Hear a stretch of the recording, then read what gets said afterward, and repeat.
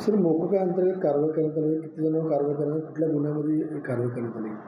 नमस्कार. Vitthalwadi police station अंतर्गत सदरचा गुन्हा जो आहे तो जून महिन्यामध्ये घडला होता.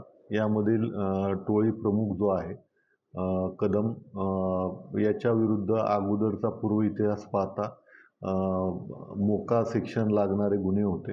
त्या अनुषंगाने आपण संबंधित जी टोळी आहे त्यांच्यावरती संघटित गुन्हेगारी कायद्याअंतर्गत कारवाई केली आहे. मान्य वरिष्ठांनी या गुन्ह्यामध्ये मोका सेक्शन वाढवण्याची परवानगी आज दिलेली आहे आणि त्या परवानगीनुसार आज या गुन्ह्यामध्ये सेक्शन वाढवण्यात आलेले आहे आणि यात एकूण 4 प्रमुख आरोपी असून त्यांनी आशेपाडा येथे एक 3 महिन्यापूर्वी यामध्ये गाड्यांची तोडफोड आणि इतर लोकांना जखमी केल्याची घटना समोर आली होती.